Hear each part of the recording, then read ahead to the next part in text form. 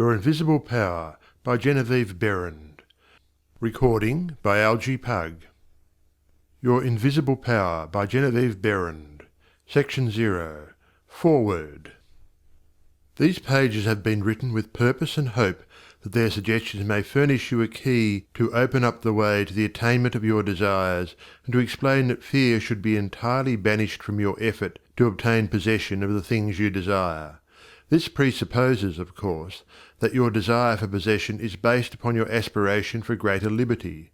For example, you feel that the possession of more money, lands, or friends will make you happier, and your desire for possession of these things arises from a conviction that their possession will bring you liberty and happiness. In your effort to possess, you will discover that the thing you most and ultimately need is to be, always, not spasmodically, your best self. That self which understands that the mistakes of those you love are simply misunderstandings. Your feeling that greater possessions, no matter of what kind they may be, will of themselves bring you contentment or happiness is a misunderstanding. No person, place, or thing can give you happiness. They may give you cause for happiness and a feeling of contentment, but the joy of living comes from within. Therefore, it is here recommended, rather than otherwise, that you should make the effort to obtain the things which you feel will bring you joy, provided, as previously stated, that your desires are in accord with the joy of living. It is also desired, in this volume, to suggest the possibilities in store for all who make persistent effort to understand the law of visualization and make practical application of this knowledge on whatever plane he or she may be. The word effort, as here employed, is not intended to convey the idea of strain. All study and meditation should be without strain or tension. It has been my endeavour to show that by starting at the beginning of the creative action or the mental picture, certain corresponding results are sure to follow.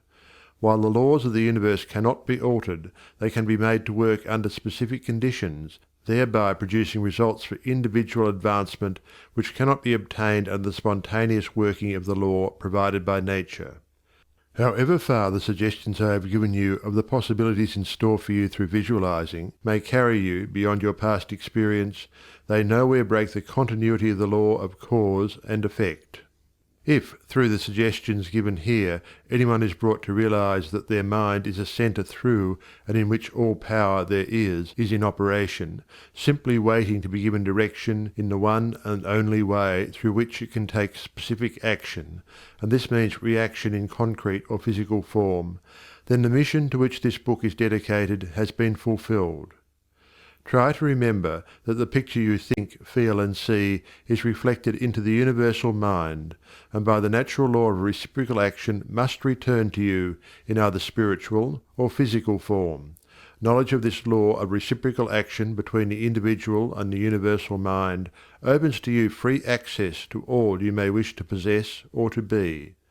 It must be steadfastly borne in mind that all this can only be true for the individual who recognizes that they derive their power to make an abiding mental picture from the all-originating universal spirit of life, God, and can be used constructively only so long as it is employed and retained in harmony with the nature of the spirit which originated it.